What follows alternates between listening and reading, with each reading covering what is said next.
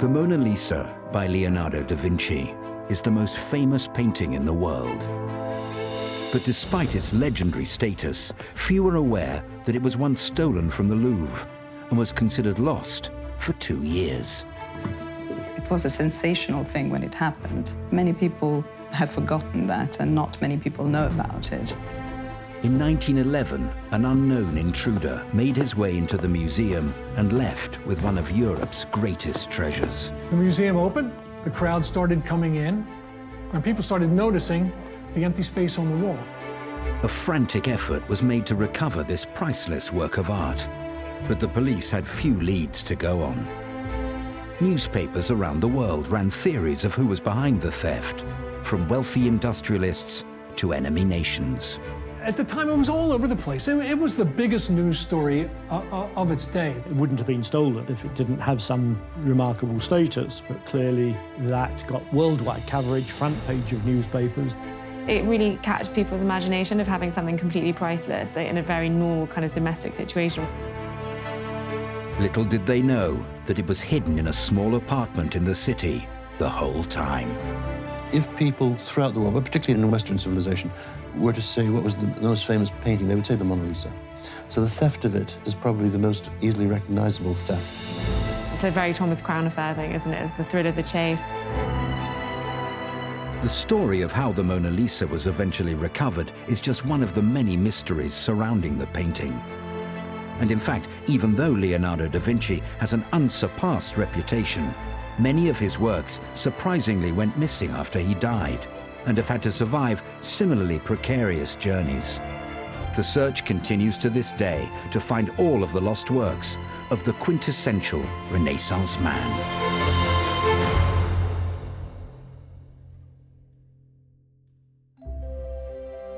The Mona Lisa has always been a painting surrounded in mystery.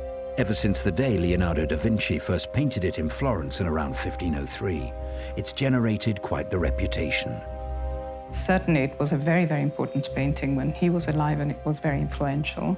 It was admired, and particularly what caught people's imagination was the technique that he used in order to turn that face into something a little more mysterious than the average painting.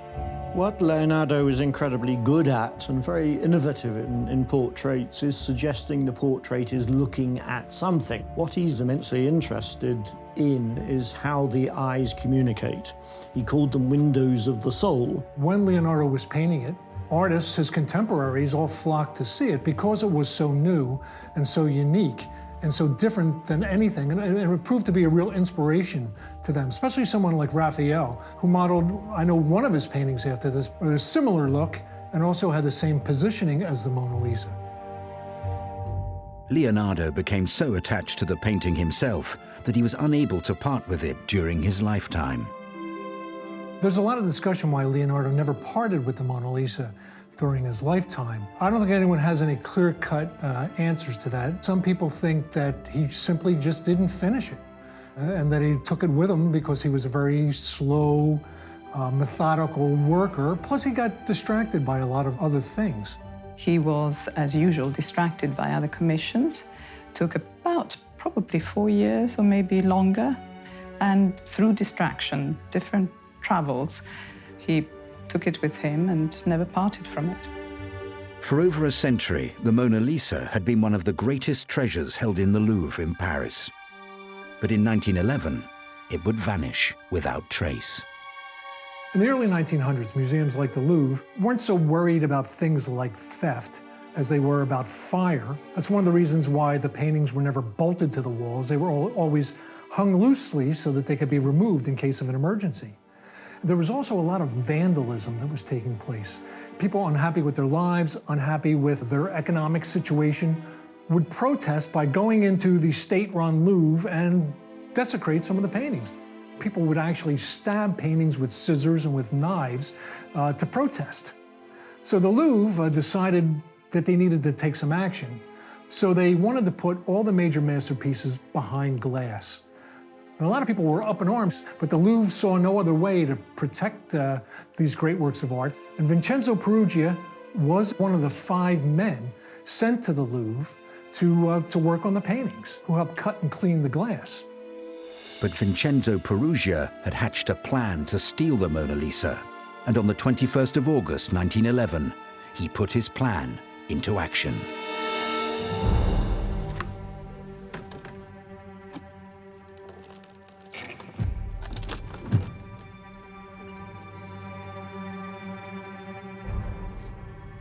Vincenzo Peruggia was not what you'd call a common criminal or one of these suave, sophisticated art thieves that you see in the films.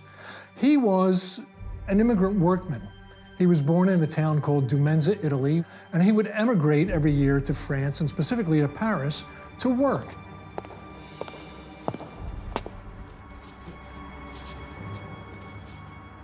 Peruggia was a painter-decorator. He was the oldest son. He had 3 brothers and a sister, and his parents, and work was hard to come by in Italy, and he was the oldest who went out and tried to provide for his family.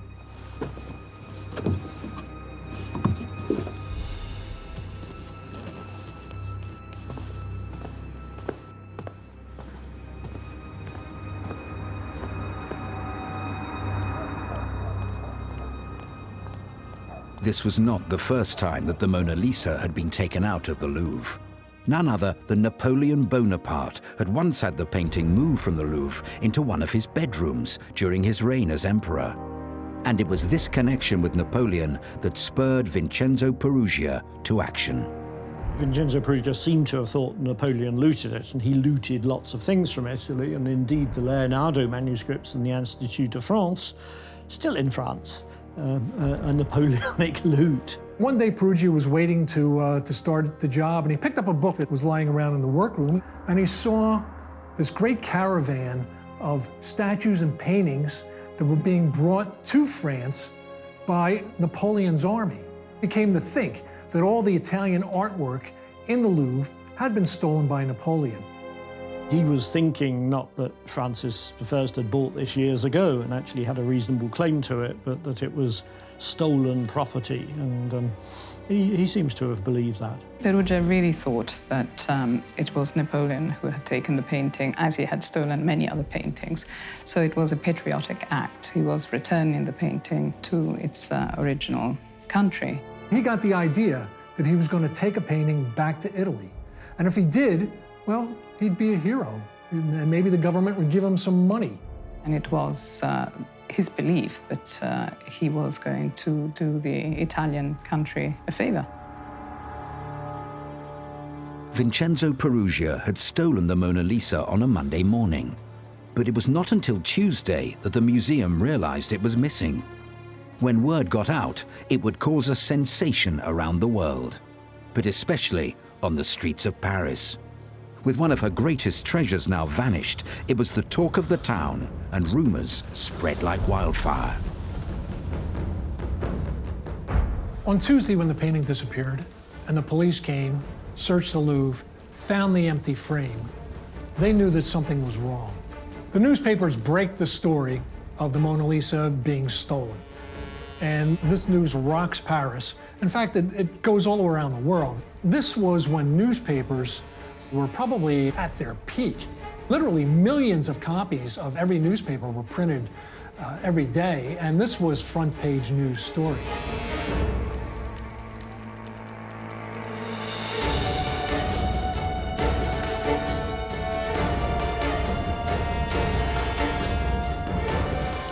Everyone loves the story of a heist or an art theft. It's incredibly exciting. I think everyone has that feeling when you walk into a museum. I remember being a child and kind of wanting to wonder what would happen if you pulled a painting off the wall.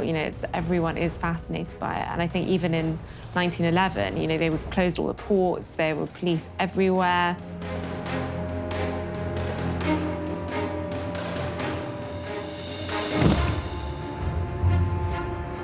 So in the grand discussion of who the suspects were, a lot of people pointed their fingers at wealthy Americans. Because at the time, Americans were very much on the hunt for European artwork. And J.P. Morgan was probably at the top of the list. He was certainly, if not the wealthiest man in the world, one of them. And he was spending a lot of that wealth on bringing to America the great treasures of Europe. There were certain camps that had their own theories about exactly what was wrong. The prefect of Paris police, a man named Louis Lepine, very famous at the time. In fact, some newspapers had called him the greatest policeman in the world. His theory was that the painting was taken by an agent of a foreign power who was going to blackmail the Louvre for cash or for other political reasons, or he thought it was just a disgruntled employee. With World War I just around the corner, it was no surprise that Germany was seen as a potential culprit for the crime. There were other conspiracy theories. Some people thought that the Germans, who were the enemies of the French, sent an agent in to steal France's greatest treasure in order to provoke war. Everybody was trying to come up with their own angle of where the painting was. But only one man in the world knew where the Mona Lisa was being held: Vincenzo Perugia. And while he kept the painting in his Paris apartment, all sorts of people were accused of the crime.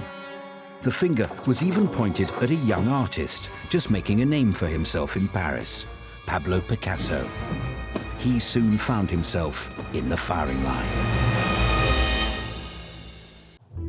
Vincenzo Perugia had successfully pulled off the heist of the century, thanks to some weak security at the Louvre and a slice of good fortune.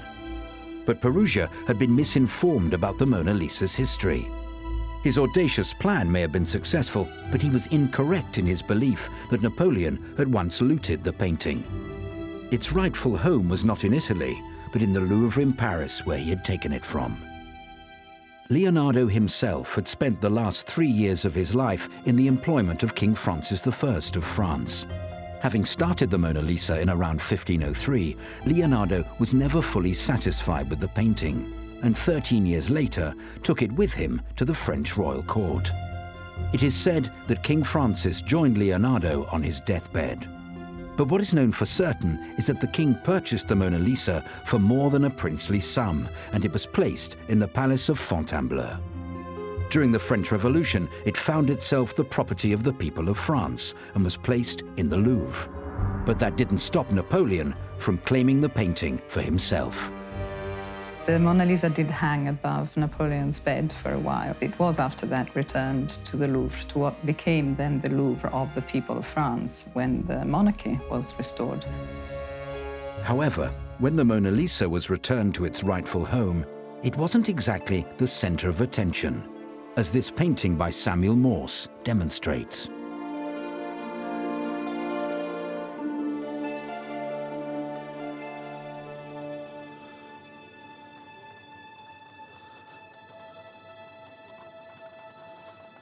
Vincenzo Perugia was stuck with a masterpiece in his apartment and no plans for what to do with it. While he tried to lay low, the rest of Paris remained captivated by the theft of one of the city's greatest treasures. This was a front-page news story, and it lasted not for hours or days or weeks, but months, and actually, ultimately 2.5 years. This was still in the paper with people looking for the Mona Lisa. It wouldn't have been stolen if it didn't have some remarkable status, but clearly that got worldwide coverage. There were photographs of people queuing to see the gap. People queued up to look at the empty wall in the Louvre and look at the pegs that were up on the wall. So it became much more famous at the time. You know, even Kafka went to go and have a look at the wall. So it definitely was almost kind of a tourist attraction, as the empty space of the Mona Lisa. And I'm sure that did, you know, up the profile. I mean, at the end of the day, it's a Da Vinci. Then eventually, the Parisians, in their way, started making jokes. There was a series of funny postcards put out saying, where is the Mona Lisa today? And on one, she's in London playing the guitar in front of Big Ben. And another, she's shopping in downtown Paris. Her image started appearing on cookie boxes, tobacco tins. The Mona Lisa became a commodity because of the fame. And a lot of people say that it is the fame of the theft that made the Mona Lisa as well known as she is today. The police tried desperately to catch the culprit, and one of those accused of the crime was Pablo Picasso, who had recently made a name for himself in the art world. Both he and his close friend Guillaume Apollinaire fell under suspicion, especially since Apollinaire had once claimed that the Louvre should be burnt to the ground. Apollinaire's real name was Guillaume Kostrovitsky. He was of Polish descent, but he lived in Paris. He made his name in Paris. He was very well known. Pablo Picasso was just starting to make a name for himself in the art world. He was an artist that had really embraced life in Paris, and that had been really formative in the beginnings of his fame, which he was obviously already getting there. You know, he had done Demoiselle, it had been an absolute outrage, but he was becoming a pretty famous guy by that point. Apollinaire and Picasso were accused of the theft of the Mona Lisa, partly because Picasso had been found in the possession of some statuettes, Iberian statuettes, that had been stolen from the Louvre. I didn't know he still had them. The finger was pointed because he did already own, in inverted commas, pieces of work which were taken from the Louvre, so it was an obvious implication of Picasso. Pablo. What are you doing? Your friend is a liar. The police wanted to know how Picasso had these stolen statues from the Louvre in his possession. Well, Picasso had bought them, but he didn't know that they were stolen. He is jealous. I never bought the statues. I've never seen the statues. He bought them from this man who sold them for just a few pounds. Now, the man happened to be an assistant of Apollinaire. We'll throw them in the river. Pablo. No one will know they were here. Just calm down. This is your fault. You introduced us. They'll have me deported for this. Don't you see? Picasso used these two Iberian statues as models, as inspiration for one of his famous paintings at the time, Les Demoiselles d'Avignon. So Picasso had used this as inspiration. In fact, he still had these statues in a closet in his apartment. So when the news broke, Picasso started to be a little worried about this. This is ridiculous. Just give me a moment.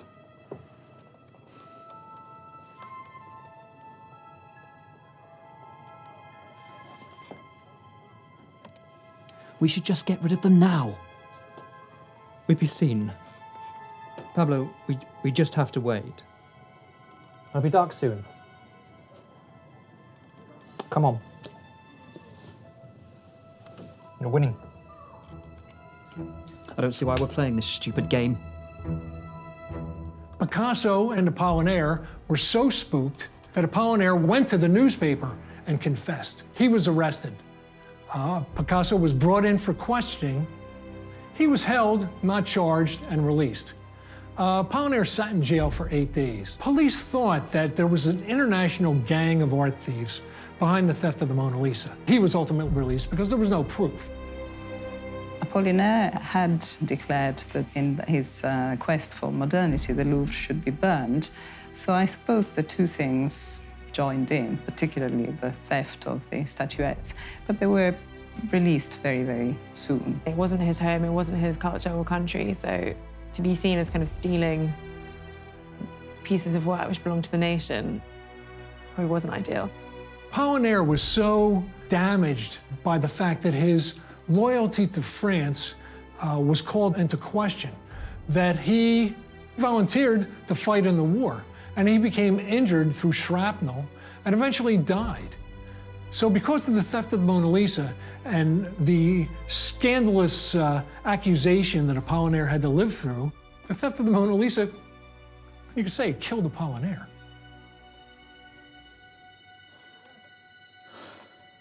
While Picasso and Apollinaire fell under suspicion, the real culprit, Vincenzo Peruggia, had become restless and made an attempt to sell the painting on.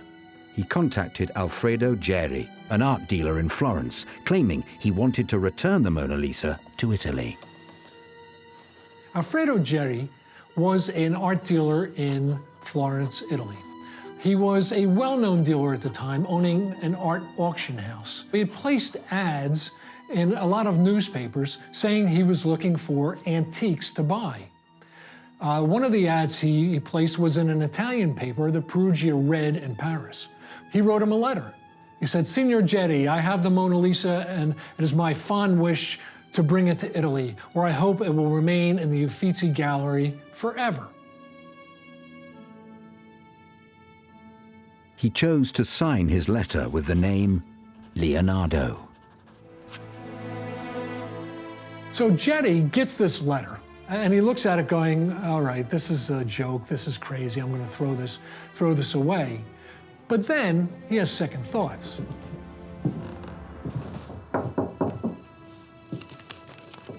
Came this morning.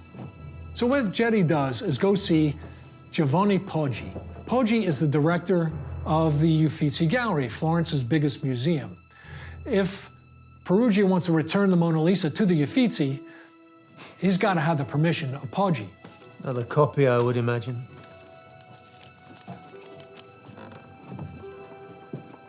Right back. Inform him you wish to examine the painting before buying. Let's bring Leonardo back to Florence. The Mona Lisa was finally close to being recovered. Perugia would take the painting on a train from Paris to meet Alfredo Geri and Giovanni Poggi, looking for a handsome reward for the return of the Mona Lisa. Vincenzo Perugia had stolen the Mona Lisa in August 1911, leaving the Paris police baffled. He had kept the painting hidden in his apartment for 2 years, unsure of his next move. During this time, accusations were thrown around the city and people began to lose hope of a recovery. But in 1913, Perugia finally decided to act when he attempted to sell the painting in Florence. He had arranged to meet with an art dealer called Alfredo Geri. Both he and the director of the Uffizi Gallery, Giovanni Poggi, didn't know what to expect.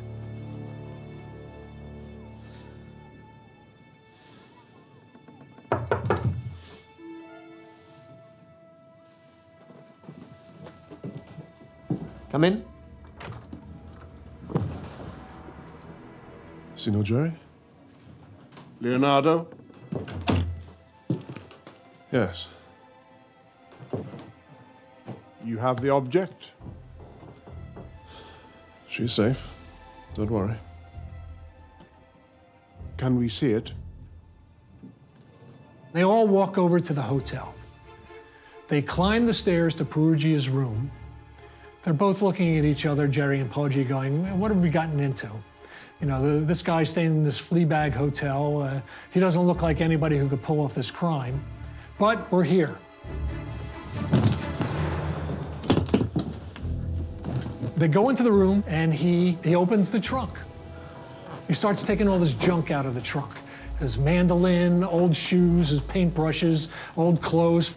He removes the false bottom, and under there is an object wrapped in red cloth. That.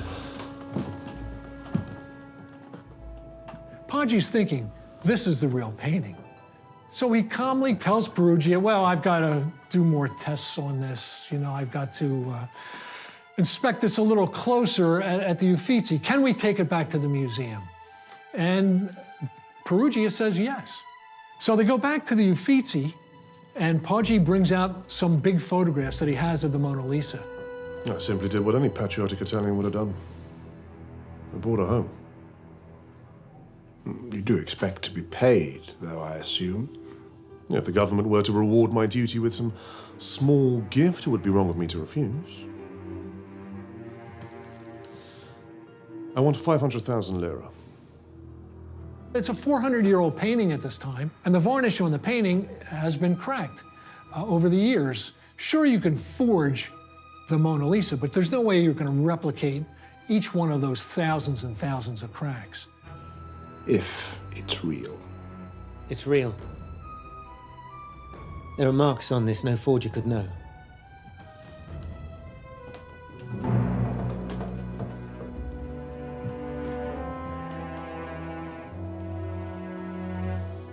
It's real. So Poggi's comparing the photograph with the actual Mona Lisa, and he thinks that it's legitimate. And they tell Perugia to go back to his hotel, that they'll be in touch. Satisfied they had the real thing, Geri and Poggi contacted the police. And Vincenzo Perugia was arrested for the art theft of the century.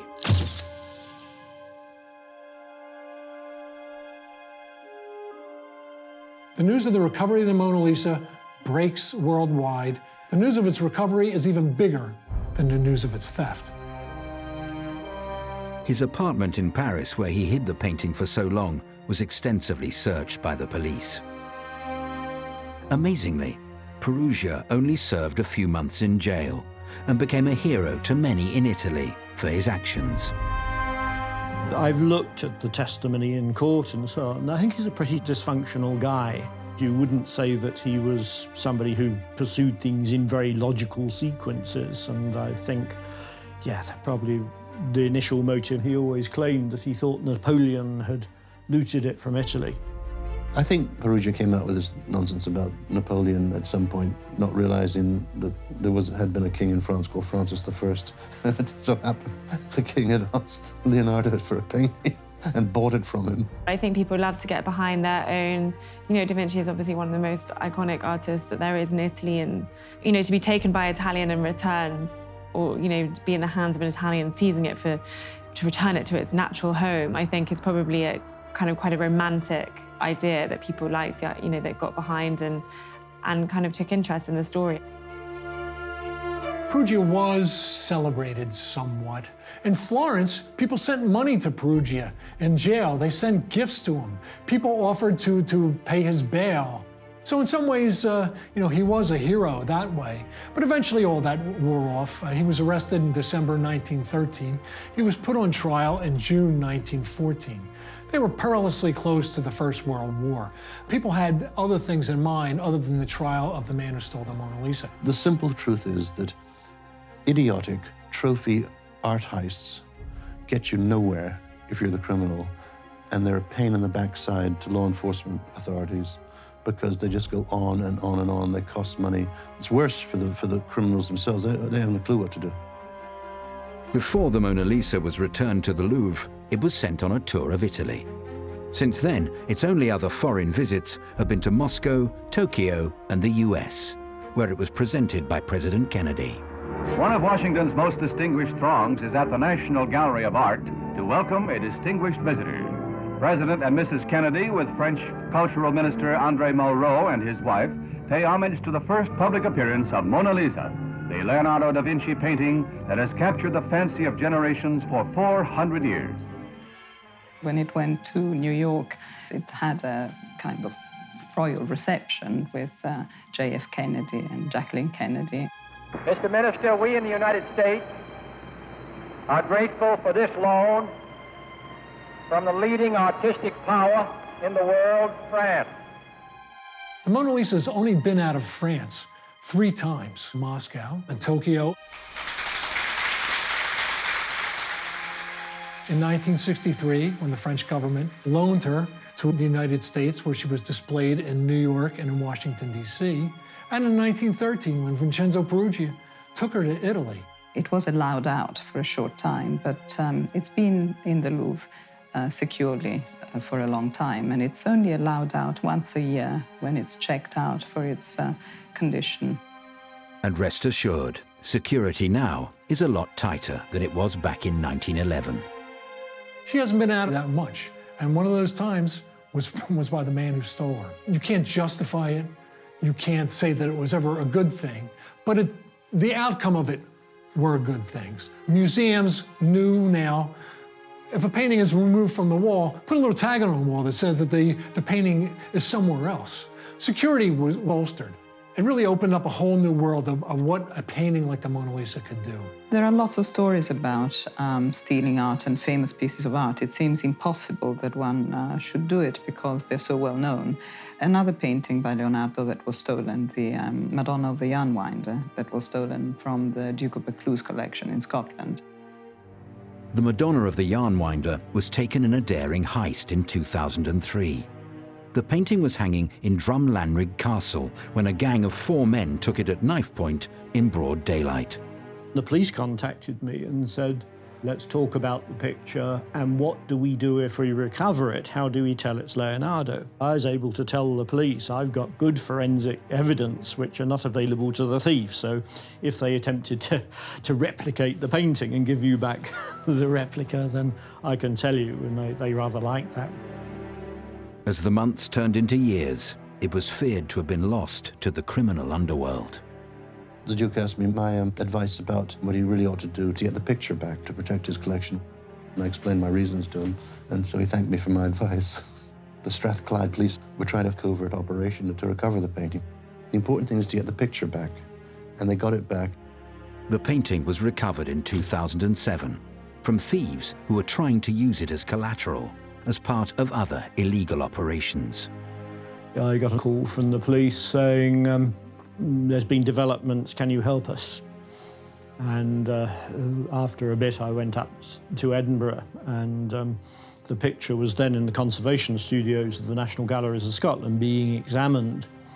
And you could walk into the room and I could say, oh yeah, that's the original, but we could reconstruct evidence of the underdrawing. So again, it helped the police to have something which wasn't just an art historian coming in and saying, yeah, that's obviously Leonardo. There was really hard evidence that this was the real thing. But why do people steal famous works of art that they could never sell on? We know that there are reasons for stealing works of art that are to do with using them as collaterals for drug purposes or for money laundering or for criminal purposes. So it's less to do with a wealthy individual keeping the painting for themselves, some sort of obsession with the work of art, and it's probably more to do with big criminal acts, except for the case of Perugia, of course. The story of Vincenzo Perugia's theft is only one of the mysterious events surrounding the Mona Lisa and all of Leonardo's works. It's been a battle to try and hunt down the very few paintings he worked on in his life, many of which went missing over the centuries. In fact, in just the last few years, 2 previously unknown works were unveiled that many claim are by Leonardo's hand. The Mona Lisa was lost for a period of 2 years before it was gratefully recovered in 1913. But many other of Leonardo's paintings have gone missing for a lot longer than that. In fact, in just the last few years, 2 previously unknown works were unveiled. Based at Oxford University, Professor Martin Kemp, the leading international authority on the Renaissance genius, led the team that authenticated the first work of art by Leonardo to appear for over a century. La Bella Principessa. I get sent new Leonardos more regularly than I care to confess, and most of them are pretty absurd. You get some things which are promising, that you think, well, that's School of Leonardo or maybe by a pupil. This came through as a quite decent quality digital file, and I thought it's almost too good to be true. It's very pretty, very beautifully executed, but you always say, don't believe it. You go in, or you should go in, with an enormous amount of skepticism. With Leonardo, it's very difficult because he tackled almost every project as a one-off. It seems every painting, every project he did, he thought it through, if not from the ground upwards. He certainly thought about new ways of doing it, new media, and so on. There was an added layer of intrigue with this drawing, as it was on vellum, a medium that is not part of any other known work by Leonardo. The fact it was on vellum cuts both ways. We know that Leonardo is very experimental in his media, and it's very difficult to say he did not use vellum. But equally, the fact, if you were doing something which was pretending to be Leonardo, a deliberate deception, you wouldn't choose that medium, which makes life difficult for you. But I did know that Leonardo discussed working on vellum, so it wasn't a total surprise. Only a handful of paintings are universally accepted to be by Leonardo da Vinci's hand. Scholars argue over the attribution of many of the paintings, and La Bella Principessa is no different. If we look at Leonardo's work, only The Last Supper has a continuous history, which is a surprise. You think the Mona Lisa has and so on, but they all have breaks in their provenance, i.e. the history of who owned them. So each one comes out in a somewhat different way. Amazingly, right after La Bella Principessa was found, yet another work has been attributed to Leonardo, the Salvator Mundi. After its attribution, it sold for over $70 million. We had drawings of the Salvator Mundi by Leonardo. We had masses of copies, and the picture being completely overpainted. It's painted on walnut panel, which had warped over time. It tented, i.e. the grain pushed up. And somebody simply took a plane or some shaving device and they shaved off the ridges. So it's very badly damaged. Somebody completely overpainted it. Looking back now on the black and white photographs, you can see areas which say this is worth looking at. But overall, I described as looking at a drug-crazed hippie. And it's simply an unattractive thing. Once all the overpaint was stripped off, you could see that you've got a kind of archaeological version of a Leonardo, and it absolutely shouts Leonardo. It's been restored, that's to say the missing areas have been diplomatically filled in. Just like the Salvator Mundi, other works by Leonardo that have had to find their way back into his canon include The Lady with an Ermine, the Benoit Madonna, and the Ginevra di Benci. But there may be yet another hiding behind a wall in Florence, the Battle of Anghiari. I've always been fascinated with Leonardo, mostly because of not only his great successes, but his great failures.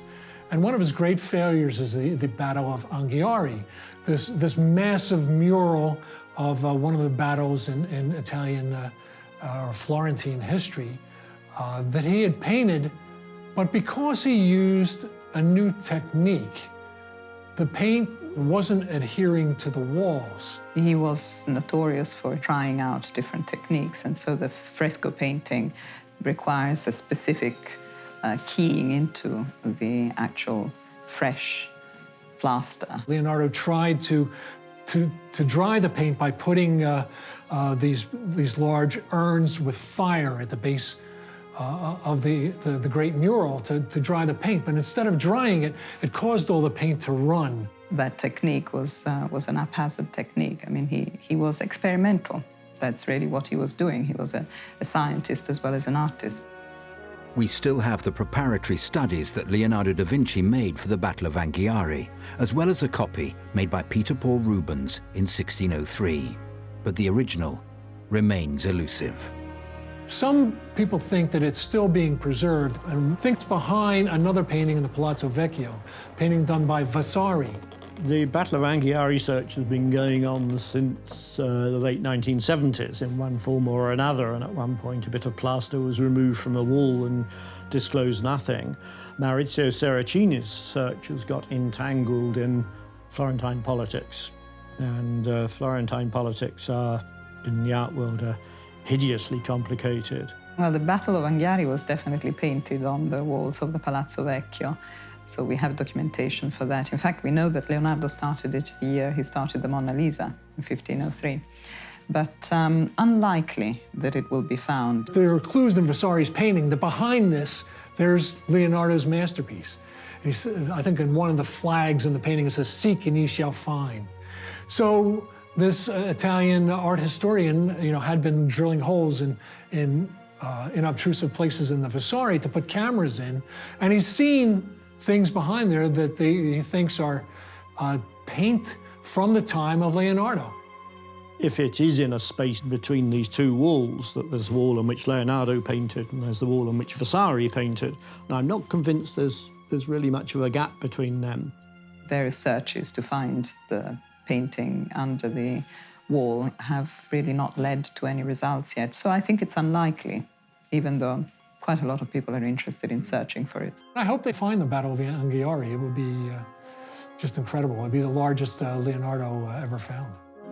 The struggle continues to see if the Battle of Anghiari has survived. And while that painting may not have been recovered, people continue to claim that new works by Leonardo have been found.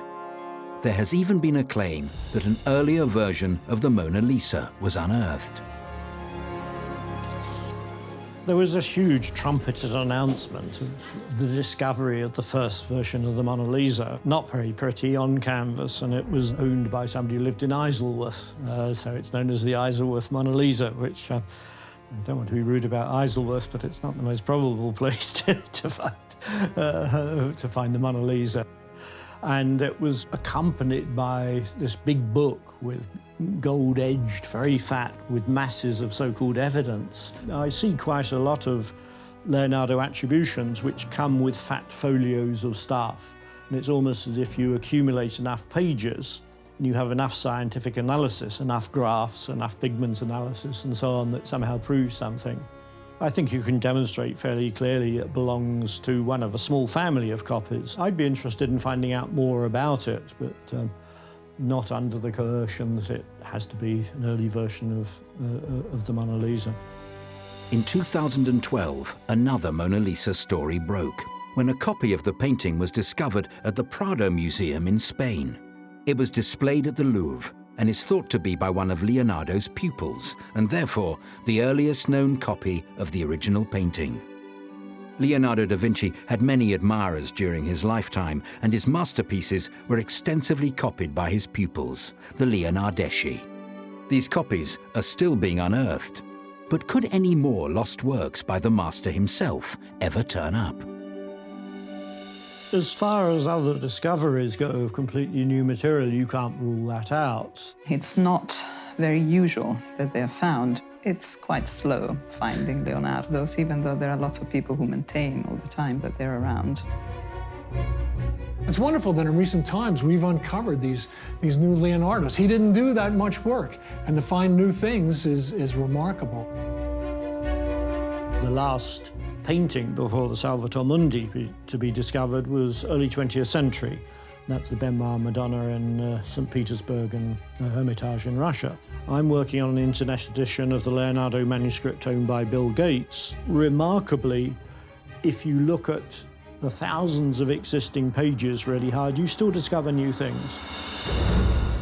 But while more works by Leonardo da Vinci may eventually be found someday, no recovery could be quite as remarkable as the story of Vincenzo Peruggia and the theft of the Mona Lisa. The painting continues to cast its spell over the world.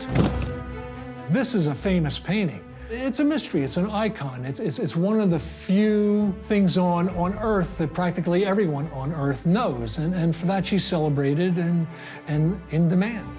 I think there probably is something in that it's incredibly enigmatic. You know, there is that smile, and there is something quite almost entertaining about stealing that painting, because that's part of the interest in it, is the mystery.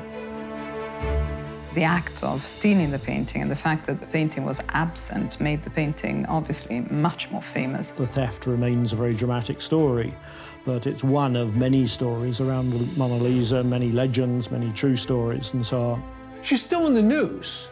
You know, every couple of weeks, they're digging up the body of the person they think is the Mona Lisa. There's another theory. There was just something that says the copy of the Mona Lisa that's in the Prado was done at the same time, and if you put them together, it's a 3D image. This is 500 years later after she's been painted, and she's still getting press.